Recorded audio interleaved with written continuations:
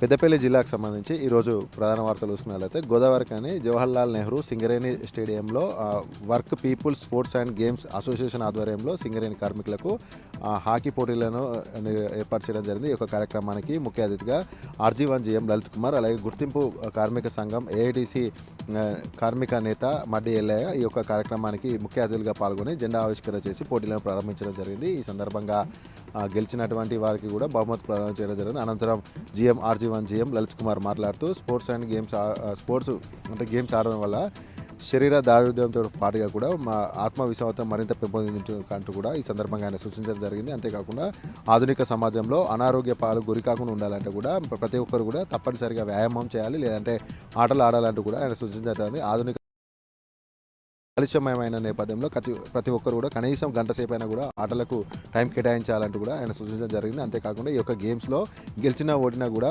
స్పోర్టివ్గా తీసుకోవాలి, ఓడిన వారు గెలిచిన వారిని ఆదర్శంగా తీసుకొని లోటుపాట్లను కూడా సవరించుకొని రానున్న రోజుల్లో మరింత విజయాలు సాధించే దిశగా కూడా అలవర్చుకోవాలంటూ కూడా ఆయన ఈ సందర్భంగా కోరడం జరిగింది. అంతేకాకుండా ఇక్కడ గెలిచినటువంటి వారిని కోల్ ఆఫ్ ఇండియాకు ఎంపిక చేసి పంపించడం జరుగుతున్నందుకు కూడా RG1 GM లలిత్ కుమార్ వెల్లడించడం జరిగింది.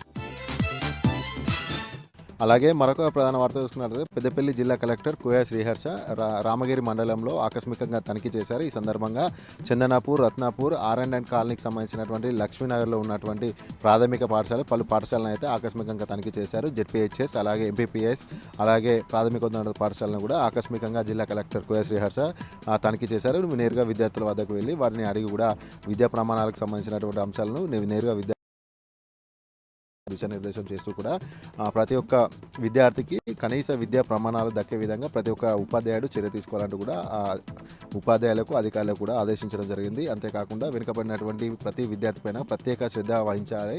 ప్రతి వెనుకబడినటువంటి విద్యార్థిని ఉన్నత స్థానానికి ఎదిగే విధంగా అంటే అన్ని రకాలుగా మార్కులు సాధించే విధంగా ప్రత్యేక శ్రద్ధ వహించాల్సినటువంటి బాధ్యత సంబంధిత ఉపాధ్యాయుని పైన ఉంటుందంటూ కూడా సూచించడం జరిగింది. అంతేకాకుండా పాఠశాలకు సంబంధించినటువంటి మౌలిక వస్తువులు ఏమైనా అవసరం ఉన్నా కూడా వెంటనే ప్రతిపాదనలు సిద్ధం చేసి పంపించాలంటూ కూడా సూచించడం జరిగింది. ఎవరైనా అలసత్వం నిర్లక్ష్యం వేసిస్తే కనుక ఖచ్చితంగా చర్యలు తీసుకుంటానంటూ కూడా ఈ సందర్భంగా జిల్లా కలెక్టర్ కోయ శ్రీహర్ష అధికారులను అయితే సూచించడం జరిగింది, ఆదేశించడం జరిగింది.